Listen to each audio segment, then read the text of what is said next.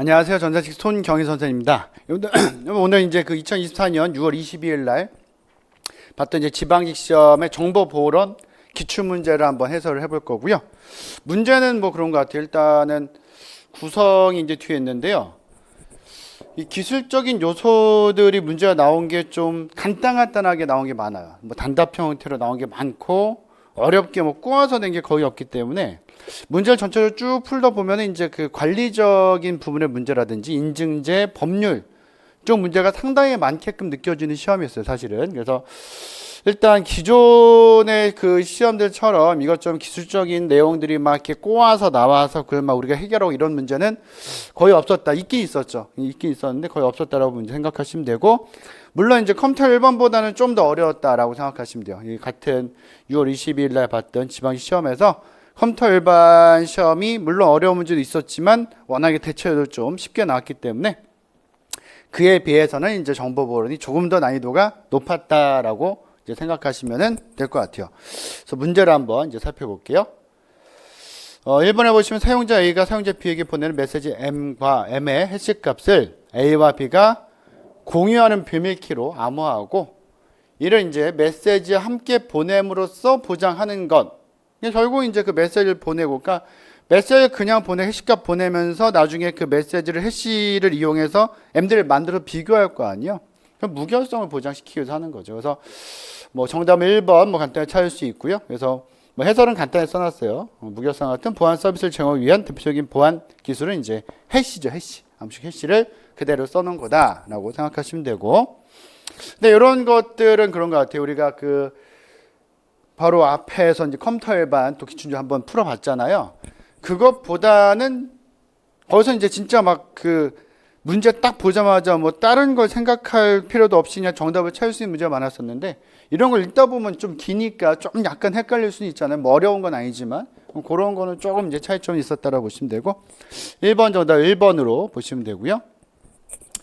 2번도 이제 뭐 도스 공격 아닌 것은이라고 되어 있는데 파밍이 갑자기 나와 있어요. 그죠? 그래서 뭐 풀어라라는 내용밖에 안 되죠. 그래서 뭐 스머프나 뭐 슬로로리스라든지 HTTP get 플러딩 공격 같은 경우는 이제 시험 문제로 뭐 저거 외에도 많잖아요. 랜더 어택이라든지 뭐 심플로딩 공격 이런 거 많잖아요. 언제든 나올 수 있기 때문에 해설을 쭉 써놨으니까 한번 읽어보시고 특히나 이제 스머프 공격이나 심플로딩 공격이 오늘 많이 나왔어요. 그래서 앞으로 시험에서 심플로딩 공격 같은 경우는 대응책부터 해서 공격 방법, 뭐 신 쿠키 쓰는 거 이런 거 여러 가지 낼 수 있거든요. 그런 거 보셔야 되고 그 외적으로 이제 슬로 로리스라든지 뭐 HTTP 플러딩 공격 이런 것들도 어떤 거다를 읽어보시고 기억을 해놓으시면 좋겠죠. 그래서 2번 정답은 이제 3번 파밍이 된다라고 이제 보시면 되고요. 근데 트레이스 라우터 명령어를 냈어요. 트레이스 라우터 명령어가 윈도우에서 못 쓰죠. 여기서 쓸 수 있는 게 이제 유닉스나 리눅스에서 쓸 수 있는 거죠. 그래서 그때 사용되면 기반은 ICMP가 되는 거죠. ICMP. 정답은 이제 4번이 되는데 트레이스 라우터는 뭐 일반적으로 많이 이제 보는 명령어 중에 하나죠. 그래서 ICMP 기반으로 구현되고 이걸 써서 IP 패킷이 목적지에 도달하기 위해서 거치는 네트워크 경로를 추적할 수 있다. 한마디로 최종 목적 컴퓨터까지 중간에 거치는 여러 대 라우터에 대한 경로 및 응답 속도를 표시해 준다. 중간 라우터에서 ICMP를 제한할 라우터가 있다면 못해요. 이거 파악할 수 없어요. 그건 하나 생각하셔야 돼요. 많이 문제에서 중간에 뭐 ICMP를 제한하는 라우터가 있다고 하더라도 예를 들어서 뭐 경로를 다 추적할 수 있다. 그건 잘못된 거예요. 그런 문제는 충분히 나올 수 있기 때문에 한번 보셔야 되고요. 그래서 뭐 ICMP를 사용해서 경로를 이제 확인해 준 역할을 하는 게 트레이스 라우터 명령어다라고 이제 뭐 간단하게 뭐 보시면 될 것 같아요. 뭐 읽어보시고 뭐 앞으로 문제가 나오더라도 이렇게 나오기보다는 이런 거를 좀 이제 쭉 써놓고 지문 형태로 낼 것이고 이게 벌써 다른 시험에서는 그런 형태 문제 한번 낸 적이 있어요. 제가 전에 말씀드린 것처럼 중간에 라우터가 그러니까 ICMP를 제한할 라우터가 중간에 존재한다면은 해당 정보를 파악할 수 없는데 그런 라우터가 존재하더라도 해당 정보를 파악할 수 있다라고 써서 틀리게 또 낼 수 있으니까 그런 것까지 한번 생각을 해놓으시면은 좋을 것 같아요. 나중에 뭐 문제 풀 때 또 그런 것들도 다시 또 수업하고 날 때 보여드릴 거고요. 4번에 이제 하이브리드 암호 시스템에 대한 설명을 옳지 않은 것은 그래서 뭐 대칭키 암호, 하이브리드 암호는 뭐 어려운 건 아니죠. 그 메시지는 대칭키, 세션키로 암호하는 것이고, 그 다음에 그 대칭키 분배가 문제였으니까 그 대칭키는 공개키 암호 시스템으로 이제 암호하는 것이다라고 보시면 되고요. 두 개 이제 조합했고, 메시지 기밀성과 세션키의 기밀성을 그죠? 다 제공하죠. 그러려고 하이브리드 쓰는 거죠. 메시지 기밀성은 세션키로 보장하고, 세션키의 기밀성은 하이브리드입니다. 공개키 암호로 보장한다. 이렇게 보시면 되겠죠. 3번에 송신자의 공개키로 해서 메시지를 암호한다. 메시지는 뭘로 암호해요? 여기 써있지만 세션키로 암호하는 거죠. 대칭키. 대칭키로 암호하고, 이 대칭키를 송신자도 아니에요. 수신자의 공개키로 암호하고, 이거 어차피 이건 다 틀린 내용이고, 수신자의 공개키로 암호하고, 수신자는 자신의 개인 키로 풀어서 이걸 이제 쓸 수 있도록 하는 것이니까 일단 3번이 잘못된 거고요. 수신자의 여기 써 있잖아요. 수신자의 공개키를 이용해서 세션키, 대칭키를 암호하는 거죠. 이렇게. 그래서 4번 정답은 3번이 되고, 하이브리드 암호, 그러니까 이제 여태까지 문제 나왔던 것보다는 훨씬 더 문장 자체가 이제 짤막짤막하게 좀 나왔죠. 나와서 좀 어렵지 않게 볼 수 있었는데, 실수를 안 하게 이제 푸는 게 중요하죠. 그래서 시험 시간이 여러분들 뭐 이렇게 많이 모자라지는 않았을 것 같아요. 왜냐면은 뭐랬어요, 이제 국어, 영어, 국사도 제가 이제 듣기로는 제가 문제에 대한 내용이나 이런 거 모르니까, 국어, 영어는 어차피 그건 여러분들이 잘 하시는 거니까. 근데 이제 그냥 소문 들었을 때는 난이도가 그렇게 높지 않았다라고 들었거든요, 사실은. 쭉 풀어 나가고, 컴퓨터 일반도 사실 정보보론보다 좀 더 쉬웠잖아요. 그럼 시간이 많이 들지 않았을 거란 말이죠. 그럼 정보보론 풀 때도 그래도 조금은 시간적 여유, 막 그 전에 다른 시험들이면 정보보론 쪽에 들어오면 막 시간 없어가지고 막 그냥 급하게 막 문제를 풀게 되거든요, 사실은. 뭐 제가 이제 수업 시간 중에 많이 말씀드렸지만, 처음 시험 보신 분들 같은 경우 막 6, 7개, 7, 8개를 찍고 나오는 경우도 생겨요, 사실은. 이런 거 많이 찍는다 생각해서 얼마나 억울해요, 사실은. 그냥 풀면 무조건 거의 맞출 수 있는 문제인데, 맞추려니 거의 90%잖아요, 사실은. 근데 요걸 그냥 아무거나 쾅 찍어서 시간 없어 꽝 찍으면은 틀릴 확률이 높아지는 거니까. 사실 시험장에서요, 여러분들 문제에 대한 답을 찍으면은 일단은 이제 찍을 때 어쩔 수 없어요. 이건 내가 틀리는구나 라고 생각할 수밖에 없는 거예요. 진짜 운이 좋아서 뭐 맞출 수 있겠지만 그렇지 않기 때문에. 근데 이번 시험 그러진 않았죠. 그러니까 이런 것들을 풀 때도 조금 더 이제 잘 읽고 풀 수 있어서 실수할 수 있는 확률은 조금 더 줄어든 것 같아요, 사실. 시간이 촉박하면 더 실수를 많이 하는데. 그래서 이런 문제들도 지금 우리가 봤던 시험, 아니면 지금 우리가 본 문제를 지금 시험 끝나고, 근데 지금 시험 안 보신 분들도 이걸 이제 많이 보실 거란 말이죠.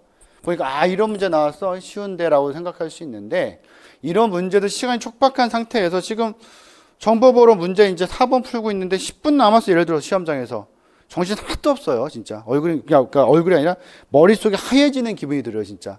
그런 상황에서 문제를 풀다 보면 실수를 할 수 있기 때문에, 그런 아주 이제 그 극한의 상황에서도 실수를 안 하고 풀 수 있도록 계속 생각을 해놔야 돼요. 연습을 하고. 그거 꼭 기억하셔야 되고, 뭐 그렇게 어렵진 않았죠. 4번 정답은 이제 3번으로 보시면 되고요. 5번에 암호학적 해시함수 H에 대한 설명으로 옳은 것은, 임의의 크기의 데이터 블록 X에 대해서, 여기 잘못됐네요. 가변적 길이가 아니죠. 보통 이제 해시값, MD 값은 고정된 길이죠. 고정된 길이. 여기 잘못됐고. 2번은 주어진 H로부터 H 이퀄 HX인 X를 찾는 것이 계산상 불가능해야 되는데, 이건 맞죠. 이거는 이제 뭐가 돼요? 일방향성, 역상 저항성이 되니까 어차피 이게 MD고, 요게 이제 메시지잖아요. 그래서 MD 값을 알고 있다고 하더라도 다시 이제 해시를 이용해서 메시지를 찾는 것은 불가능해야 되는데, 이게 가장 중요한 거니까 해시에서는 역상 저항성을 말한 거고요. 3번은 임의의 크기의 데이터 블록 X에 대해서 HX를 구하는 계산은 어려우면 어떻게 해요? 쉬워야죠. 그래서 주어진 X에 대해서 HX를 비교적 계산하기 쉽다라는 어떤 조건이 들어가 있죠. 해시에는. 이게 계산은 쉬워야 된다. HX 이퀄 HY를 만족하는 서로 다른 XY는 존재하죠. 그게 충돌이잖아요. 그러니까 해시 함수는 구조적으로 충돌이 발생할 수밖에 없는데, 암호학적 해시 함수에서는 여러 가지 메커니즘을 넣어서 이 충돌을 없애게 만든 거죠. 충돌 저항성을 만들어 놓은 거고, 그 충돌 저항성이 깨지면은 우리는 그 해시 함수를 쓰지 못하게 권고하는 거예요, 사실. 그죠? 그래서 존재할 수 있죠. 존재할 수는 있어요. 근데 이제 우리가 암호학적 해시에서는 요걸 이제 계산상 발견하지 못하게 하는 거죠. 그죠? 계산해서 발견하지 못하게, 그러니까 계산상 불가능하게 만드는 그런 형태다라고 보시면 되고. 그래서 5번 정답은 이제 2번으로 마찬가지로 이제 지문에 여러 가지 썼지만 뭐 많이 나오던 형태이기 때문에 문제가 이렇게 뭐 어렵거나 그러진 않은 것 같아요. 일단 보시면 되고. 6번의 커버러스도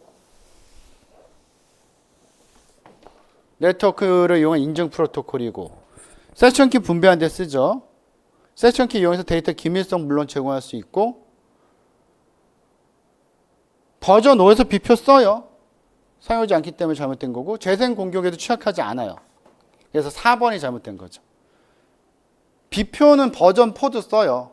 쓰긴 쓰는데 버전 4에서는 그 비표를 쓰는 개념 자체에 기술이 조금 좀 모질라서 재생 공격을 막는 게 좀 어려워요. 버전 4에서. 근데 버전 5는 비표도 있고 재생 공격도 취약하지 않다. 이렇게 해서 비표에 좀 초점을 맞춰서 썼는데, 이렇게 생각하시면 좋을 것 같아요. 버전 4나 버전 5나 둘 다 비표는 존재하는데, 두 개 비교한다면 재생 공격은 버전 5는 취약하지 않지만 버전 4는 좀 취약할 수 있다. 이렇게 그 정도로 정리해 놓으시면은, 물론 버전 4랑 버전 5를 막 비교하는 문제가 나올 일은 별로 없어요. 나온 적이 있긴 있지만 그 정도 수준에서 확인해 보시면 좋을 것 같아요. 그래서 6번의 정답은 이제 4번. 그러니까 커버러스도 이제 문제가 나온다면은, 이것도 물론 쉽지는 않은 것 같아요. 읽다 보면 좀 헷갈린 부분이 있는데, 이것보다 더 어렵게 나온다면은 사실 우리 이제 심화시에 봤던 그 그림에서 어떤 요소들이 왔다 갔다 하는지 이런 걸 다 쓰면 상당히 어렵잖아요. 그게 이제 우리 시험에서도 공무원 시험에서 한 2번 정도 출제된 걸 기억하는데, 앞으로는 그런 문제 또 나올 수 있겠죠. 그죠? 그거까지 이제 확인해 놓으셔야 되고.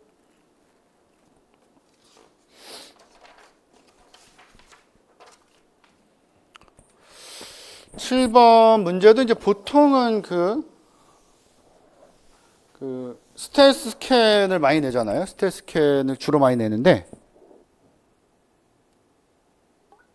아니면 이런 스텔스 스캔이랑 이제 UDP 스캔이 조금 성격이 비슷하니까 요걸 많이 냈었잖아요. 또 오랜만에 이제 TCP 하프 오픈 스캔이 나온 것 같아요. 그죠? 그래서 뭐 문제 어렵지 않죠. 시네크 패킷을 받으면 로그를 남기지 않기 위해서 그냥 리셋으로 딱 끊어버리는 거죠. 그래서 하프 오픈 스캔이 된다.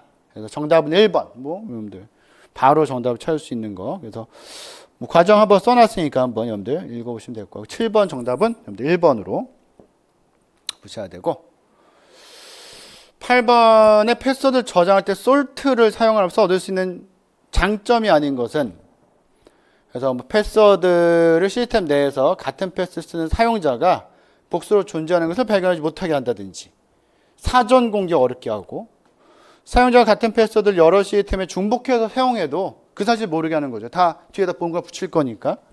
그러니까 우리가 어차피 그 솔트라는 것은 패스워드에다가 뒤에 붙인 다음에 솔트를, 이 솔트 붙인 요거를 이제 그 해시를 걸잖아요.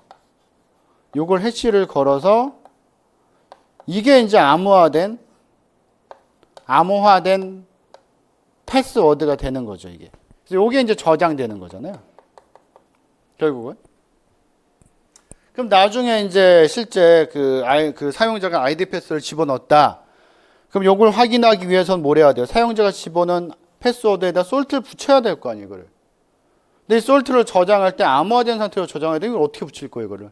여기서 말하는 암호화는 분명히 해시일 텐데, 이걸 해시로 저장하면 원 상태로 복귀가 안 돼요, 절대.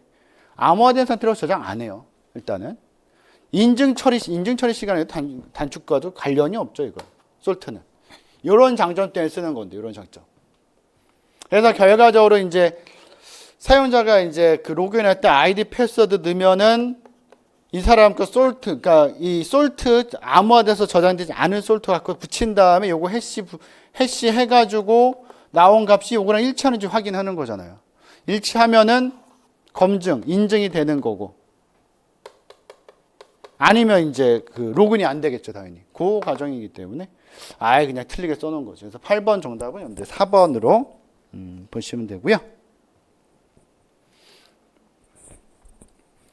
9번도 이게 지금 이제 SQL 삽입이 나오는데 이게 지금 뭐 사실 그 박스 문제로 나올 문제는 아니죠, 이게. 왜냐하면은 보통 그렇잖아요. 새로운 개념이 이제 출제될 때 박스 문제 먼저 넣고요. 한두 번 넣고 그 다음에 문제 이제 여러 번 나오면 그때부터 이제 지문 문제로 막 넣고 하잖아요. 헷갈리게. 근데 이게 SQL 삽입이 엄청 많이 나왔었는데 이걸 박스 문제로 넣었다라는 것은 그냥 맞추라고 준 거죠. 사실 이건 어떻게 본다면. 그래서 뭐 사용자 요청이 웹 서버에 애플리케이션을 거쳐서 데이터에서 전달되고 그 결과가 반환되는 구조에서 주로 발생하는 것이다. 공격자가 악의적으로 질의에 포함시킨 특수 문자를 제대로 필터링하지 않으면 데이터베이스 자료가 무단으로 유출 변조될 수 있는 것, SQL 삽입이 되는 것이고요.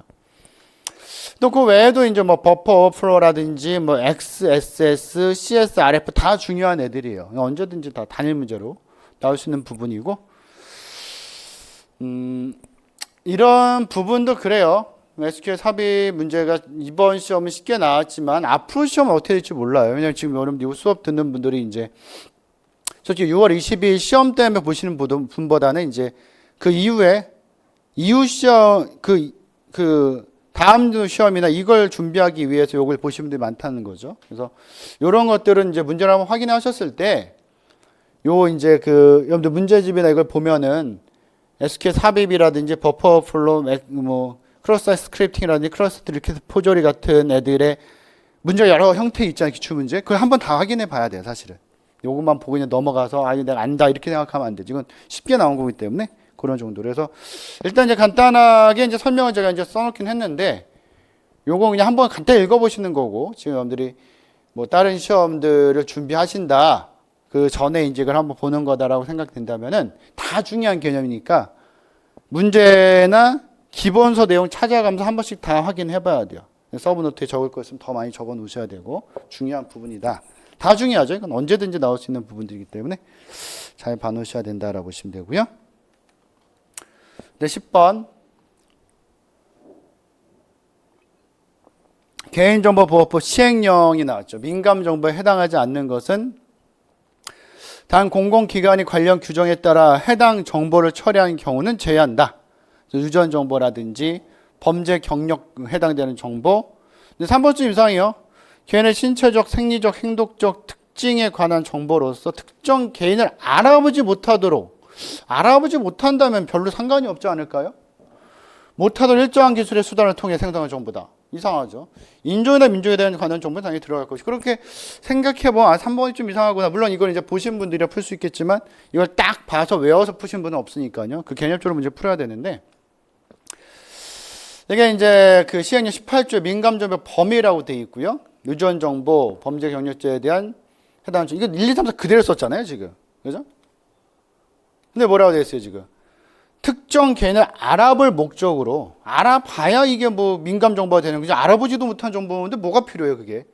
내 정보를 누가 줬는데 내 정보가 막 흐트러져 있어가지고 하다못해 주민등록번호라도 흐트러져 있으면 아무 소용 없잖아요. 이게 뭐 예를 들어서 주민등록번호가 이제 뭐 10101102인데 이거 너무 이진수처럼 되어 있네요. 주민번호가 1, 2, 3, 4, 5, 6, 7인데 예를 들어서 이걸 흐트러뜨려 가지고 3, 1, 4, 5, 7 뭐 이렇게 써놓으면 아무 소용 없는 거잖아요, 사실은. 알아봐야죠. 알아볼 목적으로 일정한 기술적 수단을 통해 생성한 정보가 되는 거죠.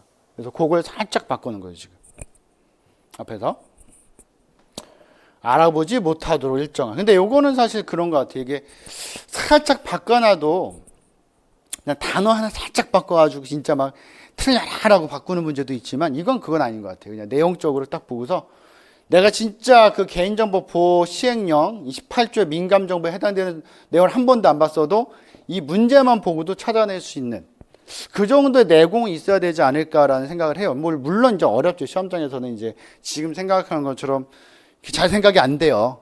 잘 안 되지만 그걸 계속적으로 좀 연습해가지고 풀 수 있도록 해야 되는 문제 중에 하나다. 전혀 못 풀 문제는 아니었다. 이렇게 생각하셔야 되고 10번 정답은 이제 3번이 되죠.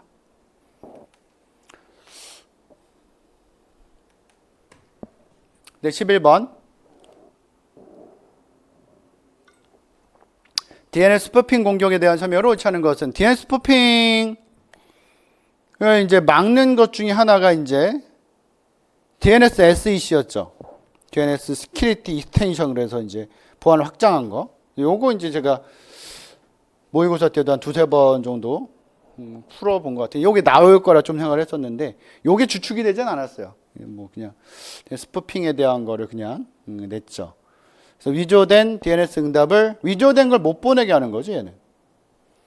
그래서 응답을 보내서 공격자가 위도한 웹사이트로 사용자의 접속을 유도하는 공격 맞고요. 그래서 이제 뭐 정의를 써놨고 일반적 DNS 질의는 TCP를 안 쓰죠. 물론 TCP 포트도 뚫려 있긴 있어요. 하지만 보통 UDP를 쓰죠. 그래서 공격자를 로컬 어쩌고 쭉 나와 있는데 DNS 질의는 UDP 패킷을 일반적으로 쓰죠. 일반적으로 DNS 스푸핑 공격은 UDP 패킷의 특성을 이용해서 이루어지며 DNS 스푸핑은 공격 대상이 잘못된 IP 주소로 웹 접속을 유도하기 때문에 2번이 지금 잘못된 게 되고요. 3번에 위조된 응답이 일반적으로 로컬 DNS 서버에 의해서 캐시되기 때문에 손상이 지속될 수 있는데 이를 DNS 캐시 포이즌이라고 하고 요거를 대체할 수 있게 만든 게 DNS SEC가 되는 거죠. 디지털 서명으로 DNS 데이터의 진위 여부를 확인하는 DNS SEC를 DNS 캐시 포이즈닝에 대처하도록 설계되어 있다. 그래서 DNS SEC가 결과적으로는 이제 뭐가 되는 거예요? 이게 도메인 이름과 간단히 쓴다면 이름과 IP 주소 매핑 정보에 서명을 해서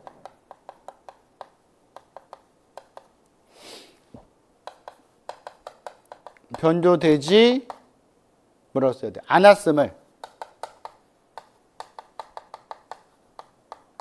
뭐 할 수 있어요? 보장할 수 있다. 앞으로는 분명히 나올 거예요, 이게. 저 이번에도 이제 했는데 앞으로 문제에서도 이제 풀어드릴 거. 어떤 건지 알아놓으세요. 그러니까 DNS 스푸핑 공격도 많이 나왔지만 이게 주축이 아니라 이게 주축이 돼서 충분히 또 문제 나올 수 있으니까 기억을 해 놓으셔야 되고 11번 정답은 2번이죠. 2번. 2번이 된다라고 보시면 되고요.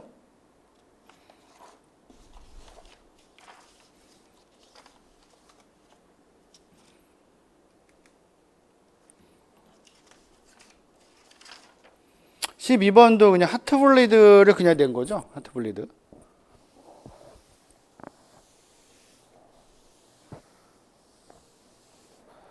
그래서 하트블리드는 TLS죠. TLS를 구현한 공개 소프트인 오픈 SSL.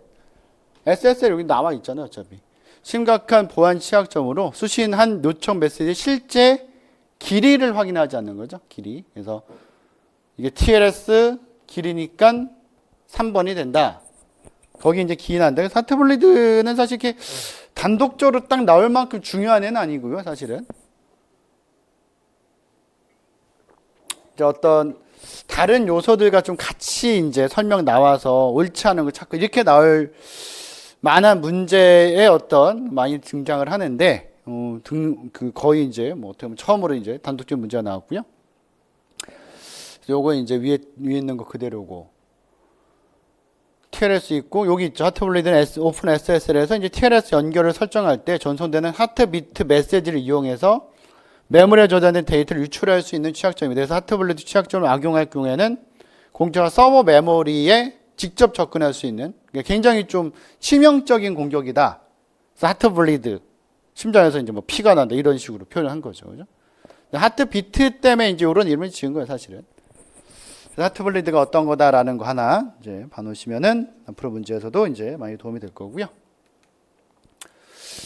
요게 이제 뭐냐 좀 헷갈렸을 분 꽤 있을 것 같아요. 정보보호 제품 평가 인증 제도에 대한 설명으로 옳지 않은 것인데 이게 우리나라 거 같긴 한데 봤더니 또 이게 EAL이 있어요. CC인가? 보호 프로파일 CC인데 이게 되는 거잖아요. 이게 뭐지 도대체? 하면서도 정신 바짝 차리신 분들은 푸셨을 것 같아요, 이거를.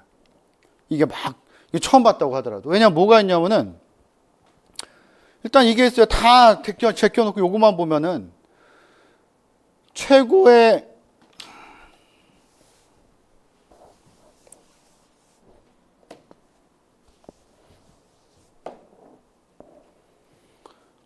평가 보증 등급인 EAL1부터 최저 평가 보증 등급 EAL7까지. 이건 우리가 아는 거잖아, 이게. 딴 건 두채 쳐놓더라도. EAL1부터 계속 올라가잖아요. 거꾸로 나왔잖아요, 지금.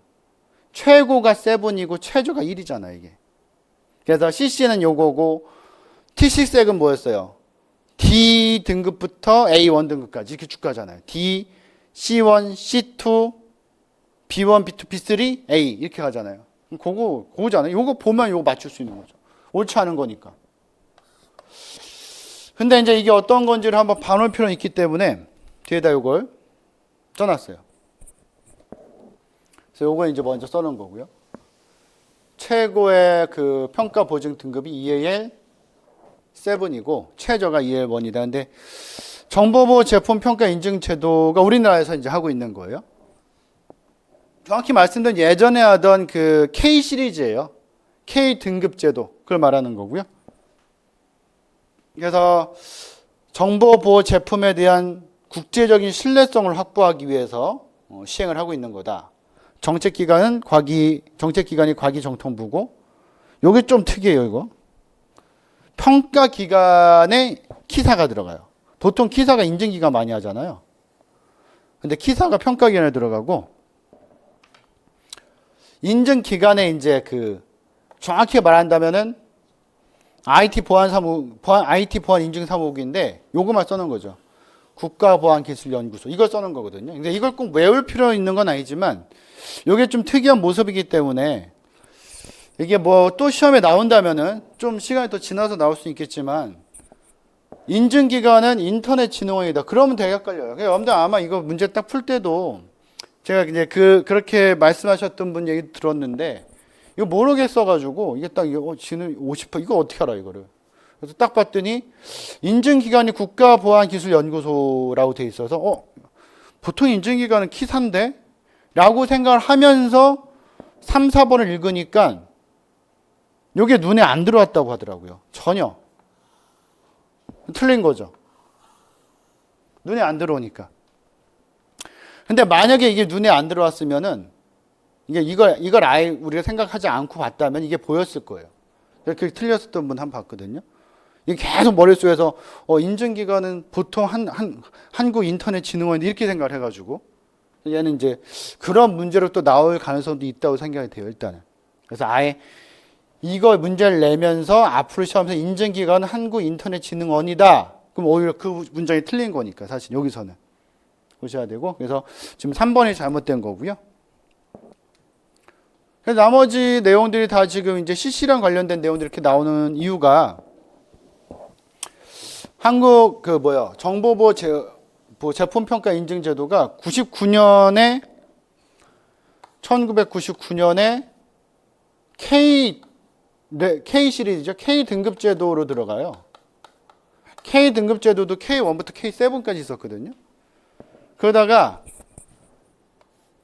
2007년도에 CC로 이제 변경을 해요. CC를 이제 적용을 시킨 거죠. 그래서 그게 계속 이어지고 있다라고 보시면 되고, 그래서 이제 앞에 내용들을 보면은 이게 이제 그 CC의 내용들이 들어가 있는 거죠, 지금. 3번도 그렇고 4번도 그렇고. 보호 프로파일은 정보 보호 시스템이 사용된 환경에서 필요한 보안 기능 및 보안 요구 사항을 공통 평가 기준에 근거해서 서술한 것이 이렇게 되어 있는 거죠. 그렇게 한번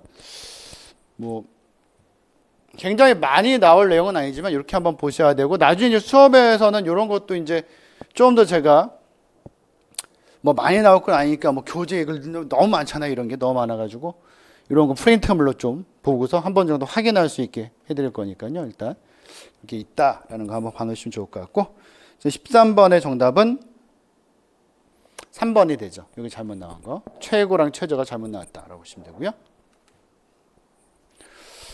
그다음 14번 소켓이 나왔어요.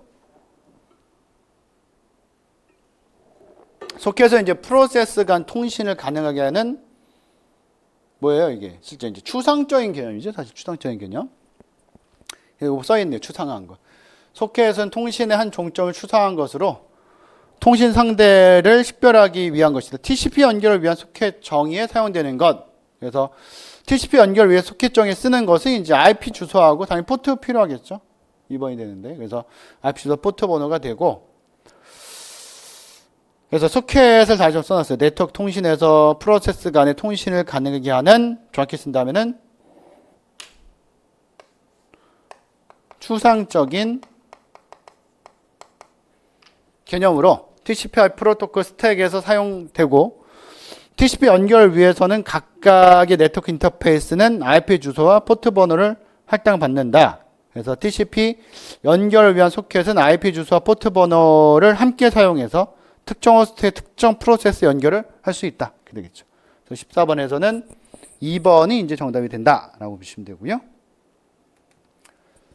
15번도 요거 이제 좀 잘 봐놔야 되는 것 중에 하나죠.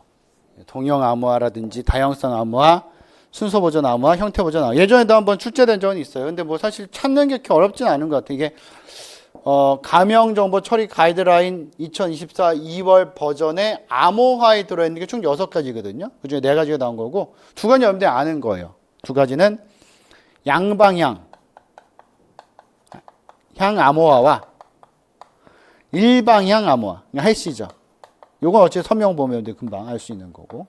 그래서 요거 설명 따라 안 써놨고요. 요거 4가지는 뒤에다 제가 하나 써놨어요. 그래서 암호화된 상태에서 연산이 가능하다라고 되어 있죠. 암호화 방식으로 원래 값을 암호화한 상태로 연산 처리를 해서 다양한 분석 이용 가능하다. 그래서 암호화된 상태의 연산 값을 복호하면 원래 값을 연산한 것과 동일한, 동형이죠. 동일한 결과를 얻을 수 있는 4세대 암호화 기법이다. 그래서 제일 중요한 말은 이제 이건 것 같아요. 복호하면 원래 값을 연산한 것과 동일한 결과를 얻을 수 있다. 그래서 이제 동형 암호화가 된다라고 이제 보시면 되고. 근데 순서 보존이나 이제 그 형태 보존 그런 것들이 문제로 나오면은 그 내용 안에 약간 정답이 좀 들어 있어서 답 찾기가 좀 편할 것 같아요. 왜냐면 이게 이제 그 가이드라인에 있는 거 그대로 써놓은 거거든요. 이 가이드라인에 있는 거 그대로 써놓은 거고, 그게 문제로 그대로 나온 거잖아요. 하나도 바뀐 거 없이. 기술, 그러니까 실제 가이드라인에서는 동형 암호화죠.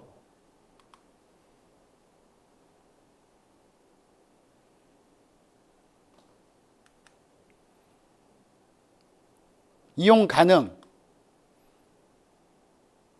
가능까지만 써 있는데, 이용 가능한 기술이다 이거 붙인 거고, 실제 이제 가이드라인에 있는 내용이에요. 이거 제가 쓴 거는 이거. 그래서 상태를 연산 처리를 하여 다양한 분석에 이용 가능하게 돼 있고, 그 다음에 이제 암호화된 상태에서 기법까지 됐는데, 이제 문제에서는 기법이다만 붙이고 요거 붙인 거 요거만. 실제 가이드라인에 있는 내용에서는 요거 빠지고 요거 빠져 있는 거예요. 그냥 이렇게. 그걸 그대로 갖고 쓴 거예요. 그냥 이 가이드라인에 있는 내용 그대로 썼기 때문에 아마 이건 문제가 다른 게 또 나온다고 하더라도 제가 지금 써놓은 게 다 가이드라인에 있는 내용이거든요. 이걸 아마 그대로 쓸 거예요. 그래서 요걸 좀 읽어 놓으면은, 그러니까 문제가 좀 더 나온다면 몇 번 더, 지금까지는 거의 안 나왔으니까 몇 번 더 나온다면 요 말을 좀 바꾸겠죠. 이제 그때부터 굉장히 조심해야 돼요. 또 이런 말 잘못 바꾸면 안 되니까 살짝 바꿔가지고 서로 간에 좀 헷갈리게 만들겠지만, 앞으로 시험에서도 몇 번, 뭐 한두 번 더 나온다고 하더라도 요 설명을 그대로 낼 가능성이 일단은 크다라고 보시면 되고, 그래서 다양성 암호화 있고요. 도메인별로 서로 다른 가명 처리 방법을 사용해서 정보를 제공한다.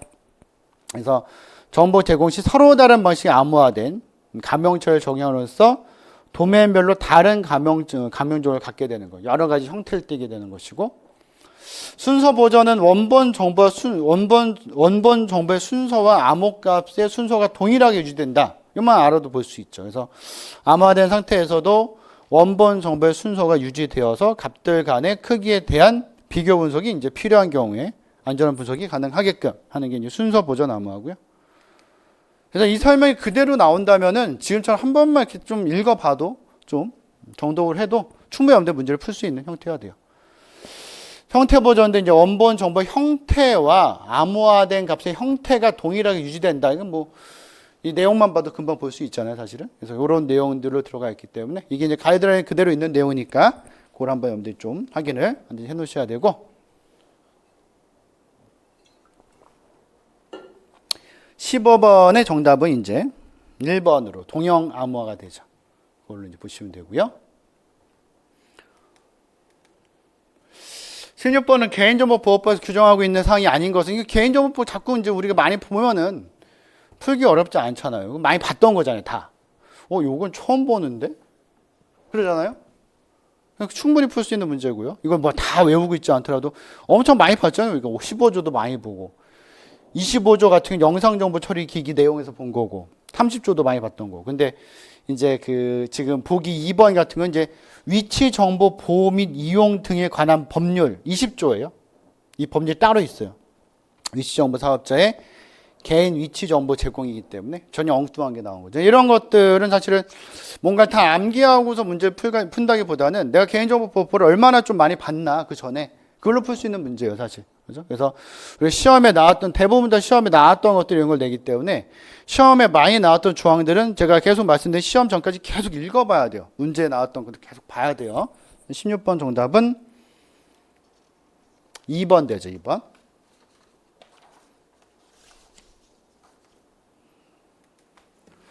17번 OECD 프라이버시 프레임워크이죠. 개인정보 보호 원칙에서 이제 AD에서 뭐 바로 연결된 거, 나에 있는 거. 개인 데이터 수집 제한이 있네요. A죠, A. 그러한 정보에 적법하고 공정한 방법에 의해서 얻어져야 된다. 나번은 개인 데이터의 사용 목적, 이게 목적 나오니까 또 이 목적에 찍혀가지고 목적 명확하게 찾으면 안 되죠. 그 목적에 필요한 한도 내에서 정확하고, 이게 제일 중요하죠. 완전하고 최신의 것이 된다. 데이터 품질 원칙이라서 C가 되는데 이게 원래 우리가 쓸 때 보통 뭐라고 했어요? 정보 정확성의 원칙이라고 하죠. 근데 이렇게 쓰면 보기가 더 편하잖아, 이게. 그러니까 요즘 이렇게도 많이 써요. 데이터 품질 원칙을 많이 쓰고. 목적 명확화의 원칙도 사실 목적 명시의 원칙이라고 많이 쓰죠. 같은 말로. 목적 명확화의 원칙, 목적 명시 원칙. 이걸로 많이 쓰는데 같은 말이죠. 그래서 뭐 각각 설명을 좀 알아놓으면은 이게 그렇게 뭐 어렵게 볼 문제는 아니니까요. 정답은 AC 2번이죠. 2번 AC가 되고 거기에 대한 설명 두 가지만 일단 써놨으니까 한번 확인하시면 될 것 같아요. 그래서 이것도 이제 뭐 교재 이제 이거 쭉 그 내용 나온 게 있으니까 한번 쭉 읽어보셔야 되고, 이제 사실 이 문제는 제가 이제 앞에서 문제 풀 때도 이건 이제 2013 걸로 돼 있어서 이 설명이나 말이 조금씩 더 늘어났거든요, 사실. 그래서 그거 이제 제가 쭉 써놓은 건데 이렇게 개인 참여 원칙도 상당히 길어졌어요, 이런 것들. 그래서 이런 것들은 이제 제가 또 프린트물 또 여러분들 또 보여드릴 거니까요. 확인하셔야 되고 7번 정답 2번으로 이제 보시면 되고요. 한번 쭉 읽어보세요. 18번 이런 게 좀 이제 공부할 때 좀 우리를 괴롭히는 것 중에 한 가지인데 이건 그래도 좀 되게 양심적으로 됐어요. 외부자 보안인데 외부자 보호구역이 왜 나오지? 내용적으로 풀 수도 있죠. 근데 한 번도 읽어보지 않다면 풀긴 좀 어려워요, 사실은. 그래서 ISMS P에 대한 가이드라인 우리가 좀 더 많이 봐야 되죠. 국가지에도 또 이런 게 나왔었으니까. 그래서 외부자 쭉 나오는데 보호구역 지정은 물리 보안에 들어가는 거니까.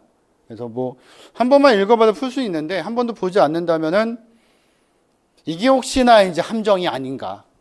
다 외부자 있으니까 외부자 있으니까 혹시 함정이 아닌가라고 생각해서 잘못 이제 막 그 생각을 하다 보면은 함정에 빠질 수 있으니까요. 그죠? 한 번 정도 보셔야 돼요. 18번 정답은 1번으로 보시면 되고요. 19번 리스트에서 이제 DSS에 대한 설명을 옳지 않은 것. 그래서 DSA는 DSS에서 명세한 알고리즘으로 이제 엘가마이랑 슈너를 위해서 제안된 기법을 그냥 기반으로만 하고 있다. 디지털 시그니처 스탠다드잖아요, 이게 어차피. 그죠? 하고 있고. 서명자는 공개 키와 개인 키 쌍을 생성하고 검증에 필요한 매개 변수들을 공개해야 된다. 맞고, 서명 과정을 거치고 나면 두 개의 요소로 이루어진 서명이 생성되는데 서명자는 이를 메시지와 함께 수신자에게 보내겠죠. 보내서 그거 이제 다시 그 검증키로 풀어가지고 또 비교해 볼 수 있도록. 근데 4번 질문 별로 좋지 않아요. 검증 과정에서 검증자는 서명으로부터 추출한 값과 수신한 메시지로부터 얻은 해시 값을 비교해서 일치하는가를 확인함으로써 요거만 가지고 서명 검증하는 건 아니거든요. 이건 무결성 보는 게 될 수 있으니까 사실 어떻게 보면. 어차피 서명을 검증하는 것은 송신자의 개인 키로 암호화된 거를 송신자의 공개 키로 풀면서 서명 검증이 되는 거거든요. 그래서 이게 뭐 여러 가지를 좀 써놓은 것 같아요. 약간 지문이 좋진 않아서 제가 이렇게 설명을 쓰긴 했는데, 뭐 검증자는 서명의 공개 키를 이용해서 서명을 복호하고 복호화된 값과 수신한 메시지로부터 얻은 해시 값을 비교해서 일치한지 확인으로서 서명을 검증한다라고 써놓긴 했는데, 이 설명도 사실 이렇게 마음에 들진 않아요. 이게 약간은 4번이 다른 것들이 정답이 될 수는 없으니까 정답이 되긴 하는데, 분명 이의적인 좀 들어갈 것 같아요. 제가 볼 때는. 그래서 앞으로 좀 추이를 봐야 될 것 같고, 이 지문이 이렇게 좋지는 않았다라고 일단 생각을 해 놓으셔야 돼요. 문제 자체가 조금은 물론 이게 정답을 찾는다면 이걸밖에 정답을 찾을 수 있는 게 없어요. 뭐 해시값 갖다가 뭐 서명한다라 썼으니까 일단 이걸 정답을 찾을 수밖에 없는데, 지문은 이렇게 좋지는 않은 형태. 그래서 일단 해설을 이렇게 써놓긴 했지만, 일단 아직 이제 뭐 이의제기가 지금 이제 뭐 모르겠어요. 분명히 조금 되긴 할 것 같고, 그러면 뭐 제 생각으로는 이게 뭐 이의제기 들어가서 정답이 바뀌거나 하진 않을 가능성은 클 것 같긴 한데, 조금의 이제 논란이 있을 것 같다라는 생각이 들고요. 뭐 나중에 더 자세히 좀 더 보는 게 좋을 것 같아요. 19번 정답 4번으로 일단 해서 간단히 이제 좀 읽어보시면 좋을 것 같고, 20번은 31조 정보보호 보호 책임자 지정. 그래서 뭐 이거 많이 보던 거잖아요. 정보 주체의 권리 침해에 대한 조사 및 이에 따른 처분에 관한 사항은 여기 들어가는 게 아니죠. 그래서 이게 이제 뒤에 보시면은 31조에 이제 개인정보 보호 책임자 지정 등에 들어가는 거, 이런 거 쫙 들어가죠. 들어가는데 이제 이거 말고 이제 7조 8에 보호위원회 소관 사무에서 거기 앞에 있던 게 아까 이제 들어간 거죠.